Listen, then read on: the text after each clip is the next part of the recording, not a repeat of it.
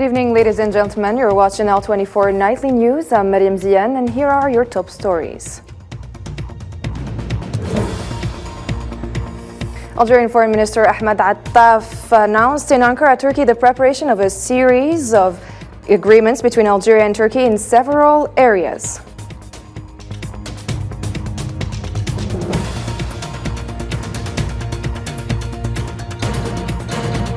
In Gabon, the military leader has named former Prime Minister Raymond Ndong Sima as the country's new interim Prime Minister.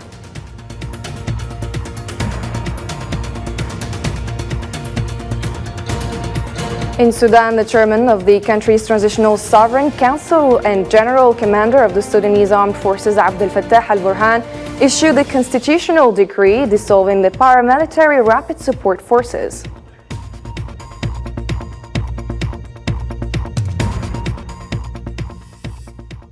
Welcome to the news. The Minister of Foreign Affairs and National Community Abroad, Ahmed Attaf, has announced in Ankara, Turkey, the preparation of a series of agreements between Algeria and Turkey in several areas, which will be signed on the occasion of the upcoming visit to Algeria of Turkish President Recep Tayyip Erdogan at the invitation of his Algerian counterpart, President Abdelmajid Tebboune. Speaking at a press conference with its Turkish counterpart, Hakan Fidan, on the occasion of the holding of the second session of the Algerian-Turkish Joint Planning Commission, Mr. Attaf indicated that the agreements relate to several areas, including trade, investment, energy, education, and culture, among others.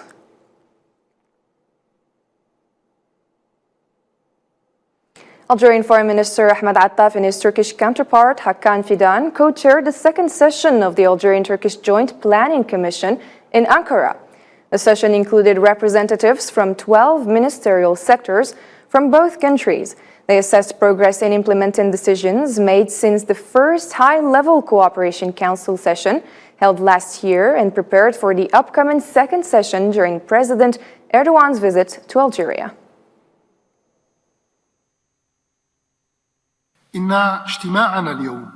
Our meeting today, within the framework of this committee, actually comes in a bilateral context that inspires serenity and encourages to continue and intensify efforts to achieve the goals and the priorities set clearly and ambitiously by the two presidents, Abdelmajid Tebboune and Recep Tayyip Erdogan, during multiple meetings, consultations and calls between them.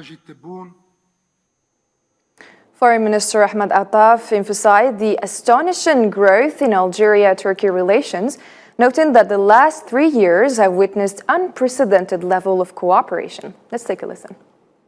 العلاقات الجزائرية التركية. The Algerian-Turkish relations are witnessing a great momentum and a remarkable progress on the political and economic levels. During the last 3 years, we have made important and unprecedented strides in the history of bilateral cooperation between our two brotherly countries. Secondly, Algerian-Turkish relations are continuing to expand to include all sectors and fields that are full of opportunities of cooperation and partnership and which guarantee the achievement of real benefits and interests to our two brotherly countries and peoples. The Algerian Foreign Minister Ahmed Attaf said that Algeria's effort to resolve the crisis in Niger were highly welcomed by the Turkish leadership, noting that President Tebboune's initiative focused on strengthening mechanisms to deter military coups and unconstitutional changes. He announced that to this end, the Algerian president's pledge to submit new laws during the upcoming African summit. كما أطلعت الأشقاء في تركيا. I also informed our brothers in Turkey about the efforts undertaken by President Abdelmajid Tebboune to guarantee a peaceful settlement of the crisis caused by the non-constitutional change in Niger, as well as his efforts aimed at strengthening the inclusive development approach in dealing with the multi-dimensional challenges imposed on the countries and peoples of this region. These efforts were highly welcomed and strongly supported by brotherly Turkey. As the first element of the Algerian initiative for Niger, Algerian President Abdelmajid Tebboune committed to submitting new texts of law to the next African summit aimed at multiplying measures against coups and constitutional changes. For his part, Turkish Foreign Minister Hakan Fidan stressed that Algerian-Turkish relations have risen to a strategic level highlighting in the same context the division put forward by the presidents of the two countries, Abdelmajid Tebboune and Recep Tayyip Erdogan constitutes an important element in defining the form and course of action of the two countries' foreign ministers. There are intense efforts to increase investment and cooperation with the Algerian side, especially in the field of financing and solving the existing problems in this field. We are active in this sector. With regard to bilateral cooperation, we certainly have issues relating to the region, especially that the Turkish-Algerian cooperation may contribute greatly in solving the problems, notably in Africa at the political level and other issues. French President Emmanuel Macron called on the French Parliament to open a debate this fall that brings together various French political parties regarding the French military presence, which has become undesirable in a number of African countries and the Sahel region. In a message to party leaders reported by the French news agency AFP, Macron considered that his meeting with the heads of French political parties last August the 30th had made it possible to study the situation in Africa and the Sahel region and Paris's strategy in the region.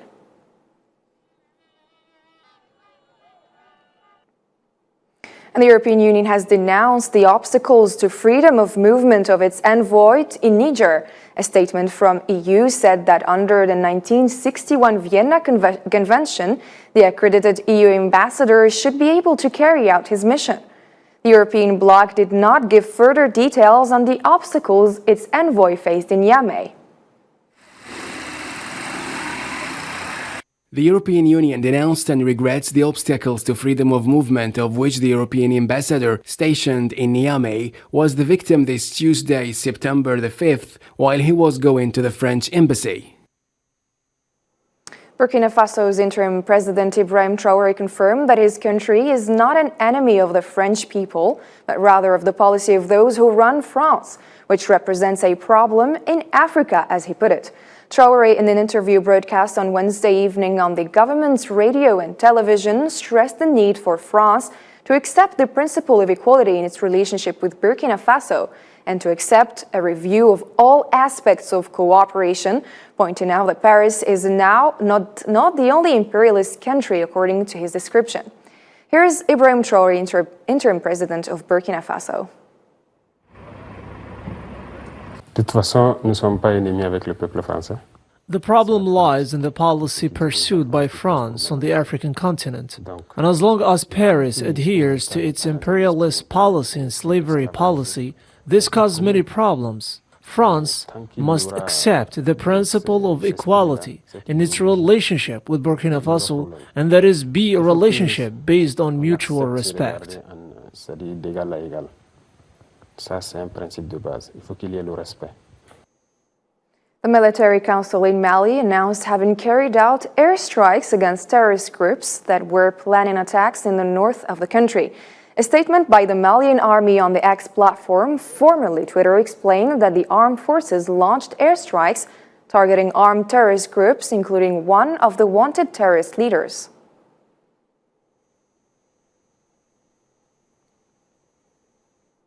In Gabon, the military leader has named former Prime Minister Raymond Ndong as the country's new interim prime minister. In a statement broadcast on national television, meanwhile, a UN representative told Gabon's military leader the UN institutions stood ready to support the country as it transitions back to constitutional order following a coup that ended the Bongo family's 56 years of dynastic rule. The President of the Transition, Head of State, decrees Article 1, the present decree issued in application of the Transition Charter appoints the Prime Minister, Head of the Transition Government. Article 2, Mr. Raymond Ndong is appointed Prime Minister, Head of the Transition Government. Article 3, the present decree, which takes effect from the date of signature, will be registered, published according to the urgent procedure, and communicated wherever necessary. And to Nigeria now, a court dismissed an appeal by the country's opposition against President Bola Ahmed Tinubu's February election victory. Judges rejected all claims made by Labour Party candidate Obi, including allegations of fraud, violations of law by electoral authorities, and Tinubu's ineligibility to run. However, lawyers of Nigeria's main opposition candidates said they would appeal the court ruling that affirmed Bola Tinubu's victory in February's presidential election. Today is a great day for Nigeria. The Nigerian judiciary had proved itself to be the guardians for justice and fairness against the sirens of deception. It's a battle between the will of the people and the forces of misinformation and disinformation. But democracy has finally triumphed. The UN envoy of UN support mission in Libya, Abdoulaye Bathily, met with Libyan political, security and civil society figures in Al-Azizia town, where he stressed his mission's readiness to support Libyan leaders' efforts to reach an agreement to form a unified government to lead the country towards election. Marwa Blaiwa reports. The UN envoy to Libya, Abdoulaye Bathily, affirmed the United Nations' readiness to support Libyan leaders to reach a comprehensive political settlement to the crisis besetting the country, including an agreement to form a unified government to lead the country towards the holding of elections. Bathily's statements came after his visit to the city of Al-Azizia south of Tripoli, which is part of his tour in eastern and western Libya, with the aim to supporting Libyan and international efforts to hold elections in 2023 and resolve the crisis of two governments. All the major leaders, the major players in this country, to finalize the electoral laws for a basis, a sound basis for elections, to create the conditions through a successful dialogue among those major leaders to put in place a unified government to lead the country to elections. There have been repeated international attempts to persuade major Libyan parties to concur and coordinate efforts at the legal, security and political levels, while Bathily has previously emphasized that Libyan leaders were responsible for establishing the conditions. Today, it is important that the Libyan leaders consider that it is time to overcome this current crisis. They have a responsibility on their shoulder to overcome this crisis.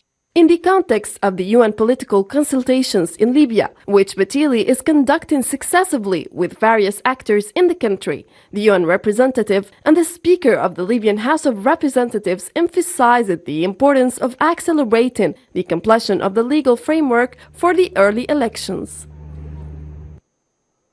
Major General Said Shingrihat, Chief of Staff of the People's National Army, urged executives of the air base in Al-Baqi in the 5th Military Region to make more dedicated efforts, particularly in the field of aviation security and the preservation of equipments. During his visit to the air base, Major General Said Shingrihat has also stressed the need to continue the efforts of combat preparedness with seriousness and rigor in order to maintain the operational readiness of the base at its highest level.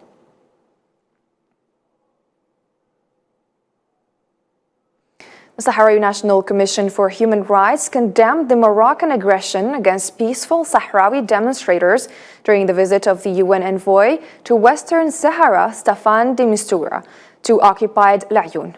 The committee, in a statement, expressed its absolute solidarity with the victims, calling on the international community with all its bodies to intervene urgently to prevent further deterioration of the human rights conditions in the occupied territories of the Sahrawi Republic.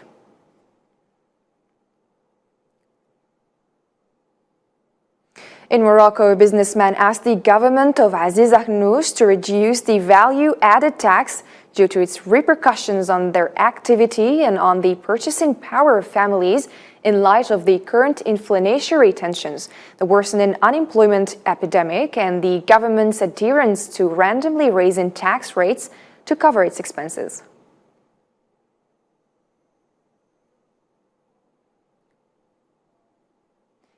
In Sudan, the chairman of the country's Transitional Sovereign Council and General Commander of the Sudanese Armed Forces, Abdel Fattah al-Burhan, issued a constitutional decree dissolving the paramilitary Rapid Support Forces, instructing the Sudanese Army's General Command, the General Secretariat of the Sovereign Council, and other concerned authorities to implement the decision.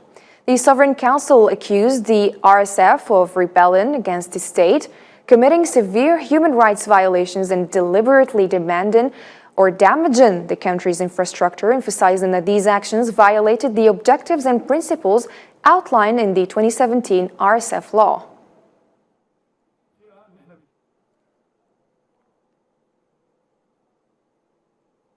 Still in Sudan, the paramilitary Rapid Support Forces face sanctions over human rights abuses from the U.S. The move to target the deputy leader of Sudan's paramilitary Rapid Support Forces, Abdurrahim Daglo, is the highest profile use of sanctions since the conflict broke out in mid-April.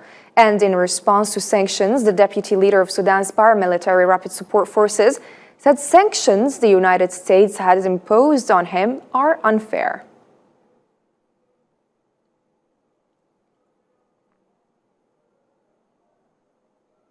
Dozens of residents in Sudan's war-torn city of Durman are suffering from the ailing healthcare system 5 months since a conflict broke out, leaving thousands of residents struggling to make ends meet. Marwa Bdaiwar again. Citizens trapped in the city of Durman in a raging war between the Rapid Support Forces and the Sudanese army have been struggling to access medical care as health services continue to deteriorate.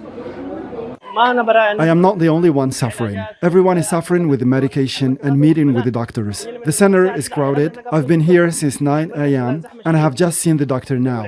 The center is crowded, and to find the medication, you need to search outside the center, and the transportation is difficult. People have no other solutions. With a severe shortage of necessary medications, especially for the people with chronic diseases, some patients have suffered complications such as amputations.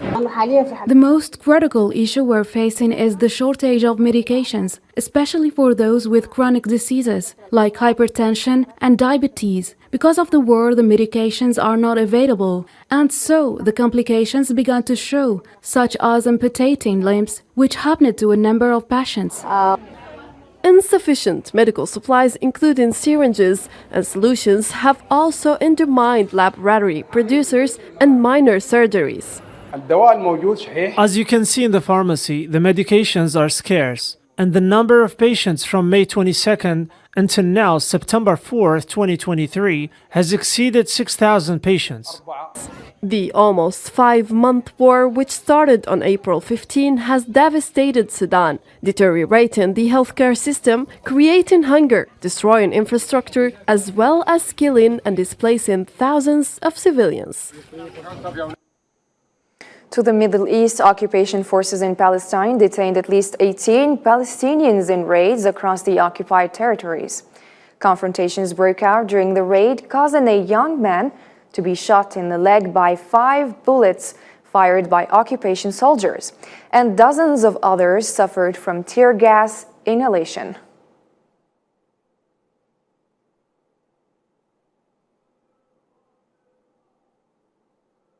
Still with the Palestinian issue, where UNRWA Commissioner General Philippe Lazzarini urged Arab states to put the issue of Palestinian refugees back on top of their political agendas.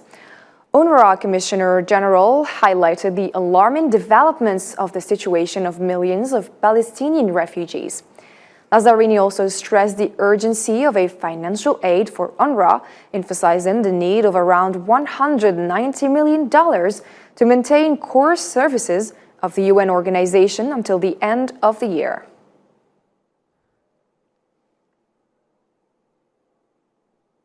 To the Ukrainian conflict, Russia has denounced U.S. plans to provide depleted uranium tank rounds to Ukraine. The Kremlin said Washington would be responsible for any negative consequences of the munitions use.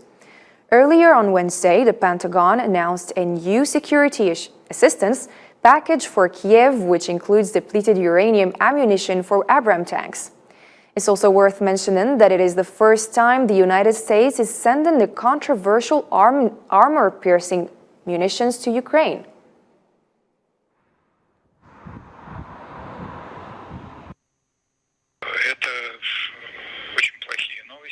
It's very bad news. Unfortunately, the same situation will inevitably await the Ukrainian territories, where ammunition with depleted uranium will be used. The responsibility for that will lie entirely on the US leadership, who made this decision. Everyone should be aware of it. And for more international news, let's follow this report. Trade through Pakistan's main border crossing with Afghanistan has been severely disrupted after 2 days of closure due to fighting between Pakistani and Afghan Taliban forces. The Torkham border point is the main point of transit for travelers and goods between Pakistan and landlocked Afghanistan, and on Thursday, hundreds of trucks carrying perishable goods were lining up on the Pakistani side of the border. The entire flow of trade has been affected, and loading of goods in the southern port of Karachi has been disrupted. Japan launched on Thursday a rocket carrying what it hopes will be its first successful moon lander. Japanese space agency JAXA announced that the H-2 rocket blasted off from the Tanegashima Space Center in southern Japan. The rocket carrying Moon Sniper is expected to touch down on the moon's surface in 4 to 6 months. Armed militants stopped cars, shot at passengers and set vehicles on fire during an attack on an Anglophone Cameroon's southwest region. Separatists and minority English-speaking parts of Cameroon have been fighting to carve out an independent state called Ambazonia since 2017. They carry out attacks, kidnappings and killings in the northwest and southwest regions. Greek residents have been huddling on balconies on the top floor of their homes and in some cases on rooftops, awaiting to be evacuated from their villages in central Greece, submerged by Storm Daniel floodwaters. At least 4 people have died and more than 6 were still missing after Storm Daniel swept across central Greece, triggering landslides, destroying roads and bridges, and carrying away dozens of cars. And to sports, after 5 consecutive victories, which allowed it to secure their ticket for the qualification of the CAN 2023 qualifiers, the Algerian national team ended the match against Tanzania with a 0-0 draw on Thursday in Annaba. For its part, Tanzania will play the 3rd CAN in its history.